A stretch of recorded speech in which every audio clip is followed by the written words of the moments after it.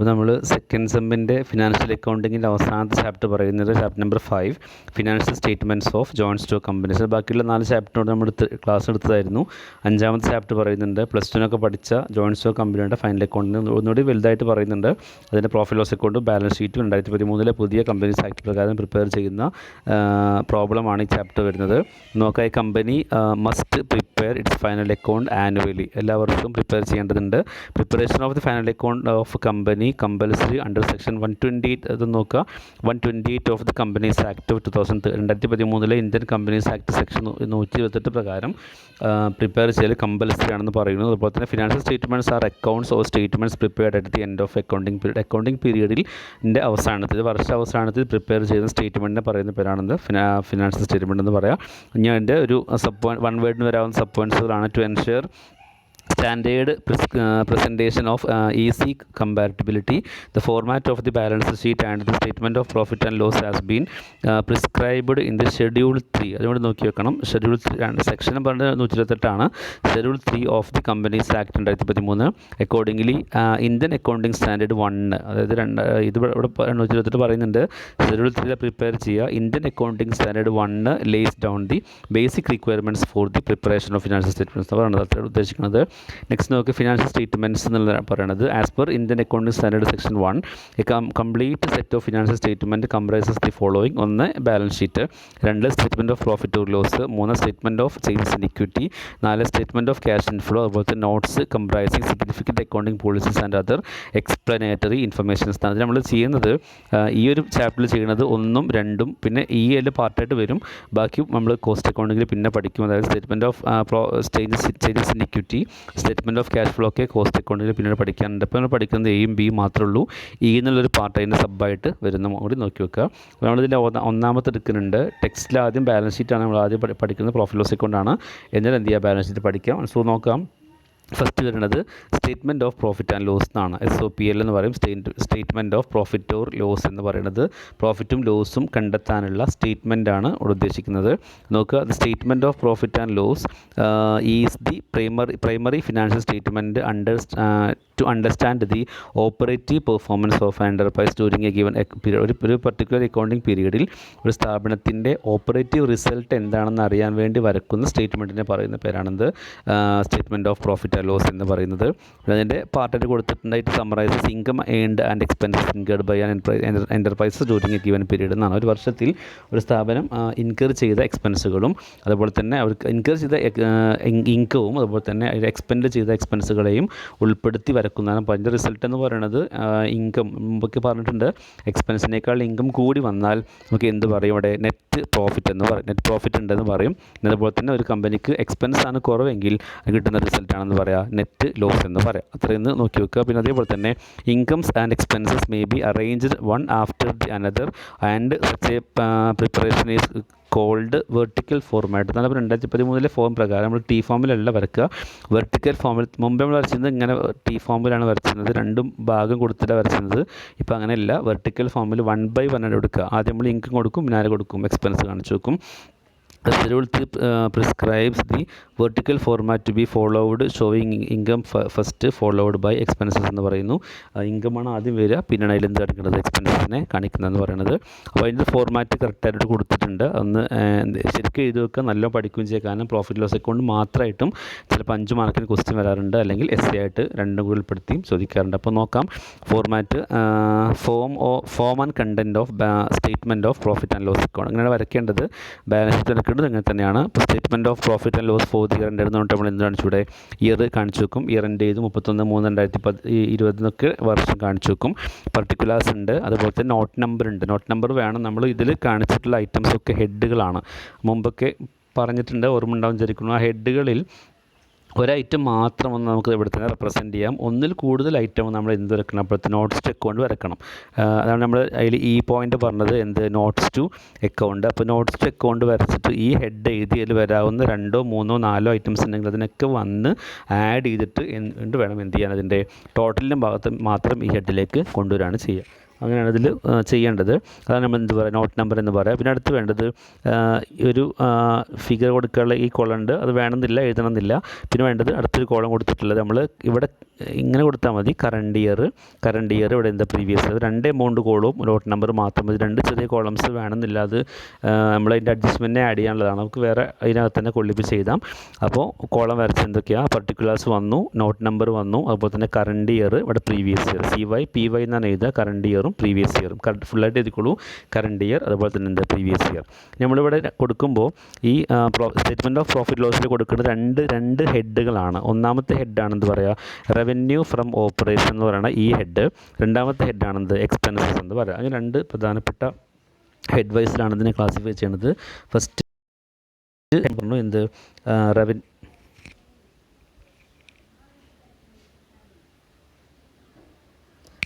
Revenue from operation എന്നുള്ള head, അതേപോലെ തന്നെ സെക്കൻഡ് ഹെഡാണെന്ന് പറഞ്ഞത് എക്സ്പെൻസസ് എന്ന് പറഞ്ഞാൽ. നോക്കി റവന്യൂ ഫ്രം ഓപ്പറേഷൻ എന്നുള്ള ഹെഡിൽ ആകെ വരേണ്ട 2 ഐറ്റം ഉള്ളൂ. ഈ റവന്യൂ ഫ്രം ഓപ്പറേഷൻ എന്നുള്ള ഈ സാധനം തന്നെ അതിന് പറയുന്നത് സെയിൽസ് എന്ന് പറയാം.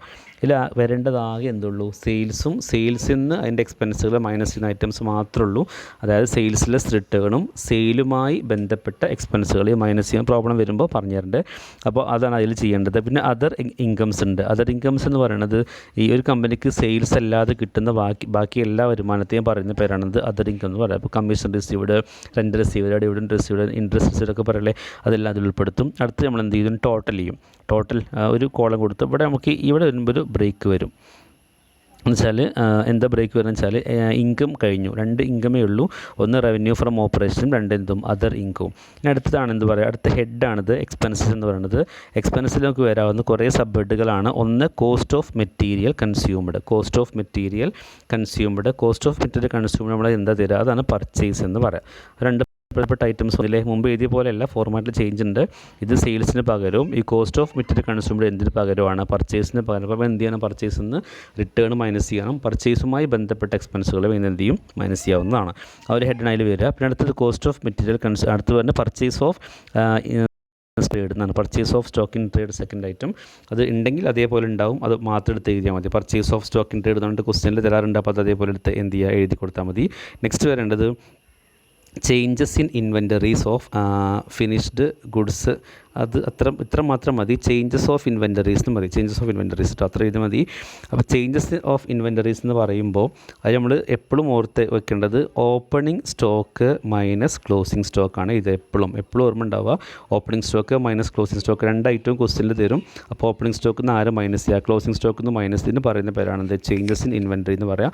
അത് ചിലപ്പോൾ നമുക്ക് പോസിറ്റീവ് ഫിഗർ കിട്ടും, ചിലപ്പോൾ നെഗറ്റീവ് ഫിഗർ കിട്ടും. ഓപ്പണിംഗ് സ്റ്റോക്ക് കൂടിയാൽ കിട്ടുന്ന ഫിഗർ പ്ലസ് ഫിഗർ ആയിരിക്കും, ക്ലോസിംഗ് സ്റ്റോക്കാണ് കൂടുന്നതെങ്കിൽ കിട്ടുന്ന ഫിഗർ മൈനസ് ആയിരിക്കും.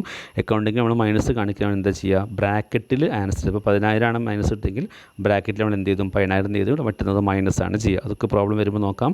അപ്പോൾ ചേഞ്ചസ് ഇൻ ഇൻവെൻറ്ററി എന്ന് പറയാം, opening stock minus closing stock ഒന്ന് ഓർത്ത് വെക്കുക. പിന്നെ അടുത്ത് എംപ്ലോയി ബെനിഫിറ്റ് എക്സ്പെൻസസ് ആണ് അടുത്ത എക്സ്പെൻസിൽ പൊതുവേ ഒന്നിൽ കൂടുതൽ ഐറ്റംസ് വരാറുണ്ട്. അതായത് നമുക്ക് സാലറി എന്ന ഐറ്റാണത്, സാലറി, വേജ്, അതുപോലെ തന്നെ എംപ്ലോയി ബെനിഫിറ്റ് എക്സ്പെൻസസ് എന്നൊക്കെ കൊണ്ട് കുറേ പേരുകൾ വരാം. അതായത് ഒരു എക്സ്പെൻസ് സ്ഥാപനത്തിലെ എംപ്ലോയിയുമായി ബന്ധപ്പെട്ടതാണെങ്കിൽ അത് ഫുള്ള് എഴുതാനുള്ള ഹെഡാണെന്ന് പറയാം, എംപ്ലോയി ബെനിഫിറ്റ് എക്സ്പെൻസസ് എന്ന് പറയാം. അടുത്ത ഹെഡാണത് ഫിനാൻസ് കോസ്റ്റ് എന്ന് പറയാം. ഫിനാൻസ് കോസ്റ്റ് എന്ന് പറയുന്നത് ഇൻട്രസ്റ്റും ഡിവിഡൻറ്റും ഒക്കെയാണ്. അതായത് നമ്മൾ ഒരു പൈസ ലോണായിട്ട് ഉപയോഗിക്കുമ്പോൾ അവർക്ക് കൊടുക്കുന്ന പൈസ എന്ന് പറയാം ഇൻട്രസ്റ്റ് എന്ന് പറയാം. അവർ മറ്റു വ്യക്തികളുടെ പൈസ ക്യാപിറ്റലായിട്ട് ഉപയോഗിക്കുമ്പോൾ കൊടുക്കുന്ന ഇതിനും പറയുന്ന പേരാണെന്ത്, ഡിവിഡൻഡ് എന്ന് പറയാം. ഇപ്പോൾ ഇൻട്രസ്റ്റും ഡിവിഡൻറ്റും ഉൾപ്പെടെ പറയുന്ന പേരാണ് finance. Next depreciation and amortisation expenses. നമുക്ക് എന്ത് വരാറുണ്ട്, ഡിപ്രീസിയേഷൻ വരാറുണ്ട്. ചില ക്വസ്റ്റ്യനിൽ അഡ്ജസ്റ്റ്മെൻ്റ് ആയിട്ട് 3 or 4 വരാറുണ്ട്. അപ്പോൾ നമുക്ക് എന്ത് ചെയ്യുക, അതിൻ്റെ നോട്ട് വരച്ചിട്ട് റെപ്രസെൻറ്റ് ചെയ്യണം. Depreciation and amortisation expenses. അതുപോലെ തന്നെ അടുത്താണ് എന്ത് പറയുക, അതർ എക്സ്പെൻസസ് എന്ന് പറയാം. ഇനി ഇതിൽ ഉൾപ്പെടാതെ ബാക്കി എന്തെങ്കിലും എക്സ്പെൻസുകൾ ഉണ്ടെങ്കിൽ അത് എഴുതാനുള്ള സ്ഥലമാണെന്ന് പറയാം, അതർ എക്സ്പെൻസസ് എന്ന് പറയാം. നമ്മൾ എന്ത് ചെയ്തു, അടുത്ത ഹെഡ് വരച്ചു, ടോട്ടൽ എക്സ്പെൻസസ്. അപ്പോൾ ഇവിടെയും ഒരു ബ്രേക്ക് വന്നു, 2 ബ്രേക്ക് വന്നു. ടോട്ടൽ ഇൻകം എന്ന് പറഞ്ഞിട്ട് ഇവിടെ ഒരു ബ്രേക്ക് വന്നു, ടോട്ടൽ എക്സ്പെൻസ് തന്നെ ഇവിടെ ഒരു ബ്രേക്ക് വന്നു. എന്നാൽ അടുത്ത് നോക്കുക, profit before exceptional and extra ordinary items. അപ്പോൾ ഇതെല്ലാം ഫോർമാറ്റ് ഇങ്ങനെ തന്നെ എഴുതാം. ക്വസ്റ്റ്യനിൽ ഇത്രയൊന്നും വരാറില്ല, ഇനി ഒരു ടാക്സ് മാത്രമേ ചെയ്യാൻ വരാറുള്ളൂ. പക്ഷേ ഇത് ഫുള്ളായിട്ട് എഴുതണം. ഫോർമാറ്റ് അപ്പോൾ ചോദിച്ചിട്ടുണ്ട് എന്നുള്ളത് നല്ല നോക്കിയാൽ profit before exceptional and extra ordinary items എന്ന് പറയും.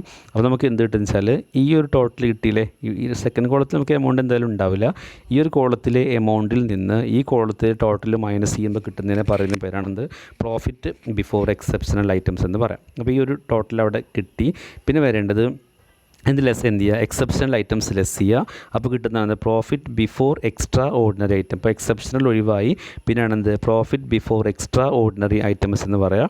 അതിന് എന്ത് ചെയ്യുക, എക്സ്ട്രാ ഓർഡിനറി ഐറ്റത്തിന് മൈനസ് ചെയ്യുക. പിന്നെയാണ് എന്ത് പറയുക, പ്രോഫിറ്റ് ബിഫോർ ടാക്സ്. നല്ല നോക്കണം, പ്രോഫിറ്റ് ബിഫോർ ടാക്സ് എപ്പോഴും ഉണ്ടാവാറുണ്ട്. അപ്പോൾ ഈ ഒരു പ്രോഫിറ്റ് ബിഫോർ എക്സ്ട്രാ ഓർഡിനറി ഐറ്റത്തിൽ നിന്ന് എക്സ്ട്രാ ഓർഡിനറി ഐറ്റത്തെ മൈനസ് ചെയ്യുമ്പോൾ കിട്ടുന്നതാണെന്ത്, പ്രോഫിറ്റ് ബിഫോർ ടാക്സ് എന്ന് പറയാം. ഇന്ന് ആര് മൈനസ് ചെയ്യുക, ടാക്സ് മൈനസ്. ടാക്സ് നമ്മൾ രണ്ട് രീതിയിലുണ്ട്, കറൻറ്റ് ടാക്സും ഉണ്ട്, ഡെഫേർഡ് ടാക്സും ഉണ്ട്. രണ്ട് ടാക്സിന് നമുക്ക് എന്ത് ചെയ്യാം, മൈനസ് ചെയ്യാം. പിന്നെ കിട്ടുന്നതാണ് എന്താ പറയുക, profit for the period from continuing operation എന്ന് പറയാം. അത് കറക്റ്റായിട്ടുള്ള പ്രോഫിറ്റിംഗ് ഫ്രം ആണ്. പക്ഷേ നമുക്ക് എന്ത് പറയും, കണ്ടിന്യൂയിങ് ഓപ്പറേഷൻ എന്ന് പറയുമ്പോൾ ആര് വരാറുണ്ട്, ഡിസ്കണ്ടിന്യൂയിങ് ഓപ്പറേഷൻ വരും. അപ്പോൾ profit or loss from discontinuing operation, അതുപോലെ tax expenses on discontinue operation രണ്ടും മൈനസ് ചെയ്യുമ്പോൾ എന്ത് കിട്ടി, profit or loss from discontinuing operation കിട്ടും. പിന്നെ എന്ത് കിട്ടി, അതുകൂടി ആഫ്റ്റർ ടാക്സിന് മൈനസ് ചെയ്യുമ്പോൾ നമുക്ക് കിട്ടുന്ന എന്താണ്, profit or loss for the period എന്ന് കിട്ടും. അതിന് നമുക്ക് എന്ത് കണ്ടെത്താം, ഈ ഏർണിങ്സ് പെർ ഷെയർ കണ്ടെത്താം, EPS, ബേസിക്കും ഡയലൂട്ടും. ഇതൊന്നും കാണാനുണ്ടാവാറില്ല. ഇത് പ്രധാനപ്പെട്ട് നോക്കേണ്ട ഐറ്റംസ് പിന്നെയും പറയാം. ഒന്ന് ഈ റവന്യൂ ഫുള്ളായിട്ട് നോക്കുക, എക്സ്പെൻസ് ടോട്ടൽ എക്സ്പെൻസ് വരെ ഫുള്ളായിട്ട് നോക്കുക. പിന്നെ അതിന് നമുക്ക് ആകെ ക്വസ്റ്റ്യനിൽ വരാവുന്നത് ഈ ടാക്സ് മാത്രമേ ഉള്ളൂ, ബാക്കിയൊന്നും അങ്ങനെ പൊതുവെ വരാറില്ല. പിന്നെ വരും ഈ പ്രോഫിറ്റ് ലോസ് അക്കൗണ്ട് മാത്രമായിട്ട് ക്വസ്റ്റ്യൻ വന്നാൽ ഒരു സാധ്യത ഉണ്ടെന്ന് മാത്രം. ഓക്കെ, എത്രയെന്ന് കറക്റ്റായിട്ട് എഴുതി തന്നെ എന്ത് ചെയ്യുക, അയച്ചു തരാം. ഇനി ഒരു ക്വസ്റ്റ്യൻ കൂടി അത് എഴുതി നാളെ നമുക്ക് അടുത്ത ക്ലാസ്സിൽ സോൾവ് ചെയ്യാം. അപ്പോൾ ഈ ക്വസ്റ്റ്യൻ കൂടി എഴുതി വെക്കുക. ഈ question number 8, from the following figures relating to Sarang limited for the year ended 31/3/2015 prepare a statement of profit or loss along with the statement of notes എന്നാണ്. അത് നമുക്ക് കമ്പനി നോട്ട്സ് വേണം. അപ്പോൾ നോക്കാം. ഏറ്റവും അടുത്തതും stock of finished goods on 1/4/2014. ഇതാണ് എന്ത്, ഓപ്പണിംഗ് സ്റ്റോക്ക് എന്ന് പറയാം. അപ്പോൾ ഓപ്പണിംഗ് സ്റ്റോക്ക് ഉണ്ട് 80,000 രൂപ. സെയിൽ ഓഫ് ഗുഡ്സ് ഉണ്ട് 3,86,000 രൂപ. Excise duty on goods sold ഉണ്ട്. നമ്മളെന്ത് പറഞ്ഞു, മായി ബന്ധപ്പെട്ട എക്സ്പെൻസ് എന്ന് പറഞ്ഞത്. അപ്പോൾ ഈ സെയിൽസ് എഴുതുമ്പോൾ അതിന് ആര് മൈനസ് ചെയ്യണം, എക്സൈസ് ഡ്യൂട്ടി ആയിട്ടുള്ള 12,000 മൈനസ് ചെയ്യണം. അതിന് പർച്ചേസ് ഓഫ് റോ മെറ്റീരിയൽ, ഇതാണ് നമ്മൾ എന്ത് പറയുക, ആ ഹെഡ് പറഞ്ഞില്ലേ, material consumed, stock of material consumed പറഞ്ഞില്ലേ, അവിടെ പർച്ചേസ് ചെയ്ത് വെക്കണം. Purchase of stock in trade, അതിൻ്റെ ഹെഡ് ഉണ്ട്, നമുക്ക് അതിൽ തന്നെ എഴുതി വെക്കാം. സാലറീസ് ടു എംപ്ലോയീസ്, അപ്പോൾ എവിടെ എഴുതാം, എംപ്ലോയീസ് ബെനിഫിറ്റ് എക്സ്പെൻസസിൽ എഴുതാം. അതേപോലെ തന്നെ ഇൻട്രസ്റ്റ് ഓൺ ബോറോവിങ്സ് എവിടെ എഴുതാം, ഫിനാൻസ് കോസ്റ്റ് എന്നുള്ള ഹെഡിൽ എഴുതണം. Dividend received from companies, received ആയതുകൊണ്ട് അതർ ഇൻകം എന്നുള്ള ഹെഡിൽ എഴുതുക. Staff welfare expenses, employee benefit എക്സ്പെൻസസിൽ എഴുതേണ്ടതാണ്. വേജസ് ടു വർക്കേഴ്സ് അത് നമ്മൾ എന്ത് ചെയ്യുക, എംപ്ലോയി ബെനിഫിറ്റ് എക്സ്പെൻസിൽ എഴുതേണ്ടതാണ്. ഡിപ്രീസിയേഷൻ ഓൺ ഫിക്സ്ഡ് അസറ്റ് എവിടെ എഴുതാം, ഡിപ്രീസിയേഷൻ ആൻഡ് അമോർട്ടൈസേഷൻ എന്നുള്ള ഹെഡിൽ എഴുതണം. അതുപോലെ തന്നെ tax expenses for the current year. നമ്മളിതെല്ലാം ചെയ്ത് വരുമ്പോൾ ഇതിൽ ഇൻകം ഉണ്ട്, എക്സ്പെൻസും ഉണ്ട്. ഇൻകത്തിന് എക്സ്പെൻസ് കുറഞ്ഞാൽ നമുക്ക് എന്ത് കിട്ടും, ബിഫോർ ടാക്സ് പ്രോഫിറ്റ് കിട്ടും. ഇതിന് ആരെ മൈനസ് ചെയ്യുക, ടാക്സ് മൈനസ് ചെയ്യുക. അപ്പോൾ നമുക്ക് എന്ത് കിട്ടും, ആഫ്റ്റർ ടാക്സ് പ്രോഫിറ്റ് കിട്ടും. ഇത് മാത്രമല്ല സ്റ്റോക്ക് ഓൺ ഫിനിഷ്ഡ് ഗുഡ്സ് ആണ് 31/3/2015 96,000 രൂപയുണ്ട്. അപ്പോൾ ഓപ്പണിംഗ് സ്റ്റോക്ക് 80,000, ക്ലോസിംഗ് സ്റ്റോക്ക് 96,000 രൂപയാണ്. നമുക്ക് ചേഞ്ചസ് ഇൻ ഇൻവെൻറ്ററി പറഞ്ഞില്ലേ, അത് എഴുതുമ്പോൾ ചേഞ്ചസ് ഇൻ ഇൻവെൻറ്ററി എഴുതുമ്പോൾ നമ്മൾ എന്ത് ചെയ്യുക, ഓപ്പണിംഗ് സ്റ്റോക്ക് എഴുതുക 80,000 രൂപ ലെസ് ക്ലോസിംഗ് സ്റ്റോക്ക് എഴുതുക 96,000 രൂപ. അവിടെ എന്ത് കിട്ടുക, 16,000 രൂപ മൈനസ് ഫിഗറാണ് കിട്ടുക. നമുക്ക് എന്ത് ചെയ്യുക, ബ്രാക്കറ്റിൽ എഴുതി വെക്കുക. അതിന് സൊല്യൂഷൻ നമുക്ക് അടുത്ത ക്ലാസ്സിൽ പറയാം. ഇതുവരെ നോട്ട് എഴുതി കറക്റ്റായിട്ട് എന്ത് ചെയ്യുക, ഗ്രൂപ്പിൽ അയച്ചു തരിക. എല്ലാവരും അയക്കണം കേട്ടോ, പേര് എഴുതി കറക്റ്റായിട്ട് അയച്ചു തരണം. ഓക്കെ.